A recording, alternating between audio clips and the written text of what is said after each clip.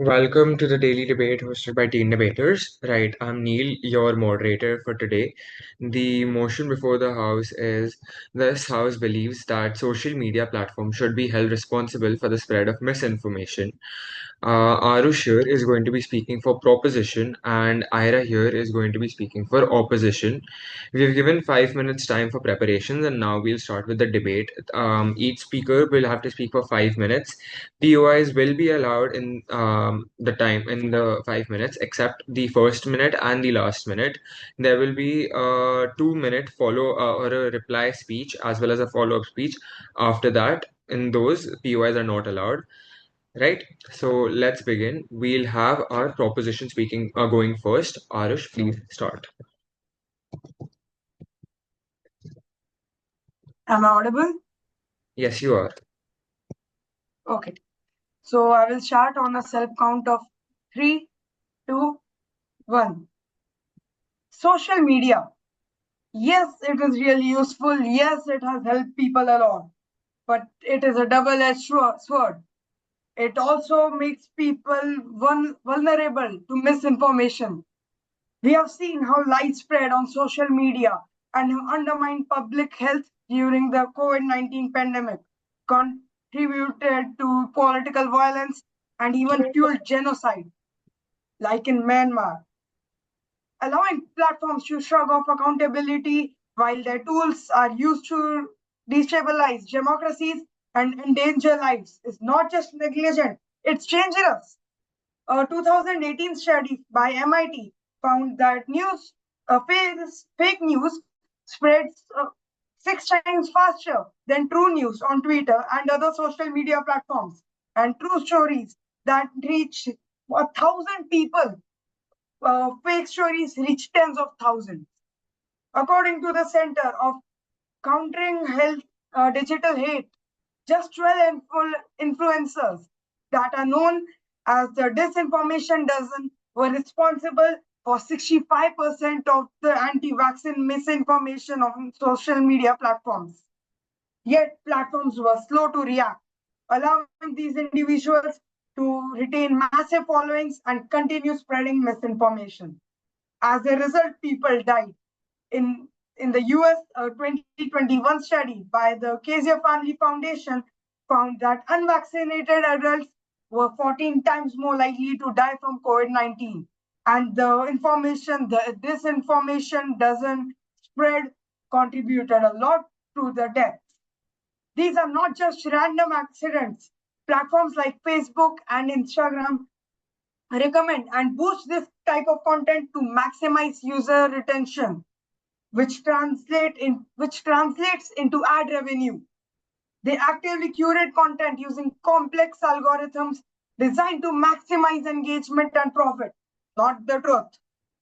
These algorithms emotionally manipulate, charge, polarize, and even mislead the people and the content as it keeps the users hooked, making more profits for them and nothing else. If social media platforms have the power to shape minds, movements, and markets, then they must also bear the responsibility for the damage they allow to spread. In the fight against misinformation, silence and inaction are complexity. It is time we stop letting tech giants hide behind algorithms and start holding them accountable. To conclude, I would say that it is completely unjust and the social media platforms must be held accountable. Thank you, and I would hand the mic to my opposition. Thank you. Right. Okay. Thank you. Thank you for your speech. Uh, right. We'll have the next speech from the opposition. And just a quick add-on to this, you are allowed to ask POS for the opposition. You are allowed to ask POS. Right. So yes. Now, Ira, Will the that be opposition. after the opening statement as a rebuttal, or What? can I ask questions as a rebuttal after her opening? So yeah, you could do that. That could be addressed in your reply, like the opposition ka jo 2 minute speech hai, that could be addressed during that time. However, if you want to ask POIs in between her speech, you could be like POI, and then the opposition has a chance to either decline it or accept it, and where you can ask the question. Okay. Okay. Thank you. Yeah. So the opposition, Ira, please begin with your speech. Yes. Hi everyone, my name is Ira, and today I stand firmly against the motion that social media platforms should be held responsible for the spread of misinformation. While I acknowledge that misinformation is a serious problem, placing the entire burden on platforms is unfair. Firstly, let's remember what social media is. It's just a platform, it's just a tool. Just like a phone or a newspaper, it's a medium, not the entire thing, not the message. Holding platforms like this responsible for every piece of false information is like blaming a road for a car crash. And should we hold mobile companies responsible for hate calls or TV channels from every misleading advertisement? No. The responsibility lies with those who create and spread misinformation, which is the people, not the infrastructure. Secondly, this motion opens the door to censorship and abuse of power. Um, if platforms are punished for user content, they'll be forced to over police, and um, what qualifies as misinformation can be subjective. One country's truth can be another's lie. Do Or you what? re- do we really want corporations deciding what's real and what's not? Should I ask? Third, Yeah. yeah, Does the No, wait, misinformation wait. Be use like POI. POI. viewer? Do you accept it or not? I'll accept it. Yeah, please continue. You talked about misinformation can be subjective, but does that subjection in human error it may cause death? Is that right? I don't think Can so. you repeat?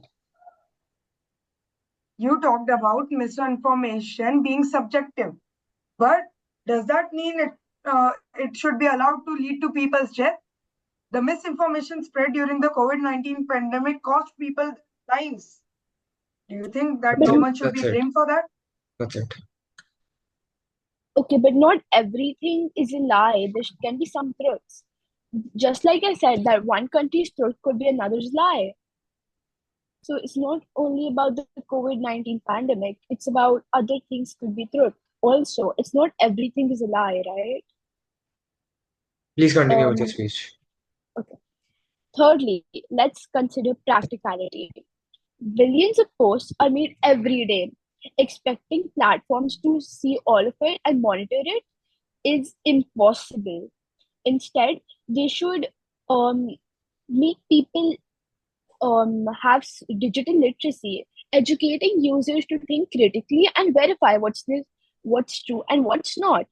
In, conclu- in conclusion, yes, misinformation is harmful, but punishing platforms instead of empowering people is a lazy shortcut. So let's target the source and not the platform. Thank you. That's it from my side. Right. Thank you, the opposition. And okay,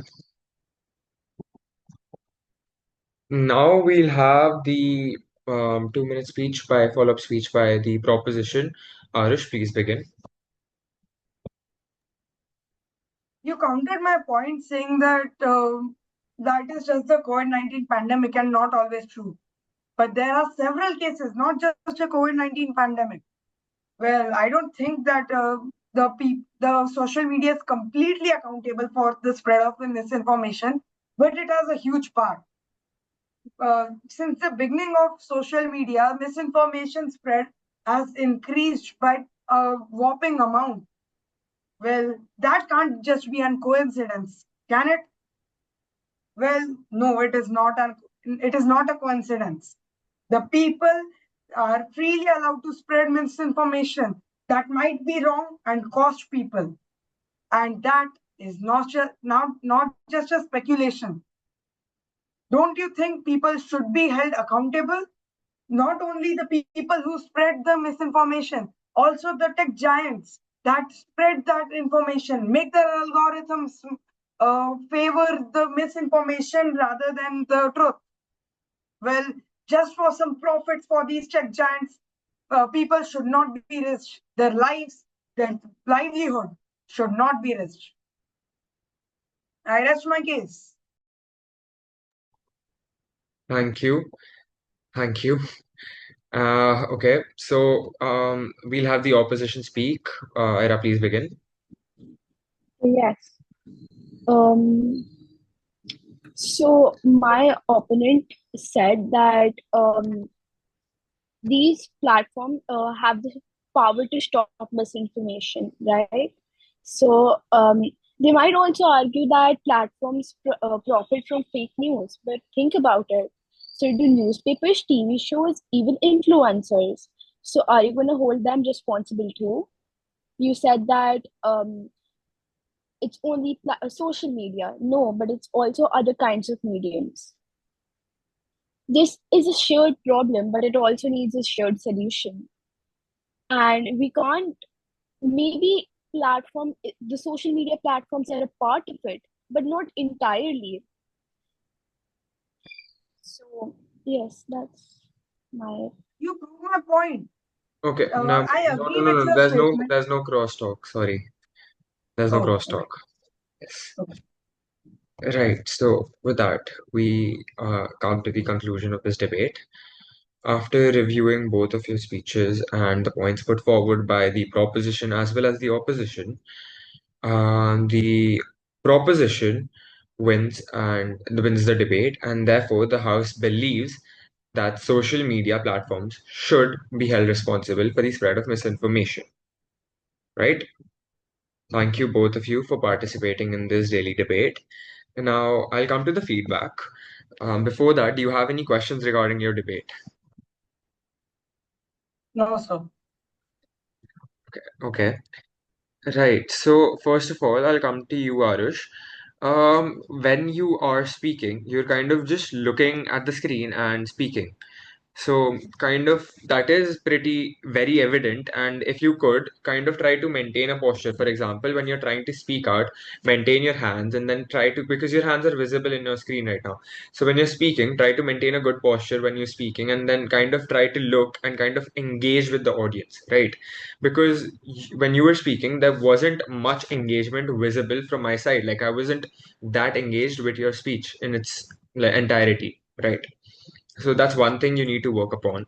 Second thing you need to work upon is that you want to speak something. Like you have a great idea that you want to speak about, but then you're not able to actually finish that or like able to properly express that. Right. I think what I'm trying to say is that you have a thing that you want to say in your mind, but then you're not able to properly express that when you're trying to put it in words and actually speak it out. Right. And then there's one more thing that you only spoke for 3.3 minutes and 15 seconds, and the debate was supposed to be 5 minutes. And for the second one also, you only spoke for like 1 minute. So like kind of prepare a little more. I mean, from what you did for preparation time of 5 minutes is really great, but then kind of prepare a little bit more so that you're able to properly say that out in at least aim for like 4.5 minutes. Okay, Right. sir.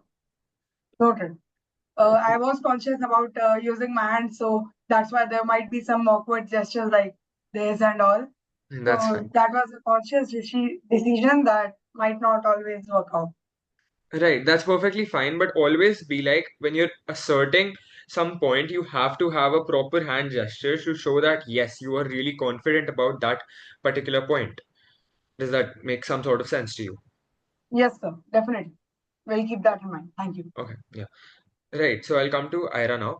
Ira, so sorry, 1 second, Arush. Arush, what the thing I really liked about your speech was that in spite of it being like a short time in which you prepared it, you had real world topics. Like you had those big shareholder companies, and you also had COVID-19 examples, and you had really good examples in it, which was pretty good from my side, which was one of the major factors by which you won the debate, right? So good work on Yeah, that. that is the feedback that I received yesterday. Yesterday's debate, I did not have much real world examples and uh, other facts Hmm. prepared that all of this happened. So this time I focused on getting the facts correct. So this just goes to show. That's good. Well done. So next we'll come to Ira. Ira, so basically same thing. You kind of didn't use much of the real world actually facts and then the stuff like that which actually concerns the real world. Everything which you spoke about was based on logic and reasoning from predetermined conceived notions. So what I would suggest to you is firstly take some real world examples and put it in your speeches for a more solid case as the opposition. Right. Secondly, in an opposition speech, what you majorly have to focus on is always like you're trying to speak something to you're trying to counter the proposition at all points of times. So you're like the proposition would mention this particular fact. However, that does not hold true because of the following reasons. So you're countering it before the opposition even has a chance, the proposition even has a chance to speak it, which even further solidifies your case. Right. And then you were asked a POI by Arush, and the point being that you got really flustered when that POI was asked to you. So, just one thing, when you're asked a POI and take 5 seconds, don't worry about that. Take 5 seconds, think about it properly, like frame that answer in your mind, and then speak it out. Because that is going to make much more sense than a random gibberish answer as soon as you hear the question. So take your time and then speak it out. The answer was pretty decent, so don't worry about that part. But for future references, Ira, please keep this in mind. And for both of you, when you're giving your speeches, you're always like right and then dot dot dot, like the thing where you're just questioning the other person, like seeking validation, like right. You don't do that. You're here to present your case. Firm, stand firm to it. You're always going to be like, yes, this is what I do, and this is how I believe in my notion. Be confident in your approach. Right? Does that make sense to everyone? So that is it for both of your feedback. If you have any doubts, please ask them. None. Everything was explained great. Thank you, sir, for the feedback. We'll take that into consideration. Perfect. Ira, anything else? Right. Okay. Thank you both of you for participating. Congratulations, Arush. Congratulations, Ira, for actually participating. And I hope to see you soon for more debates. Keep working on what you've gotten the feedback and what you already did, and you'll do very well in debates future on. Perfect. Right. With this, we conclude our daily debate session. Thank you, everyone, for joining.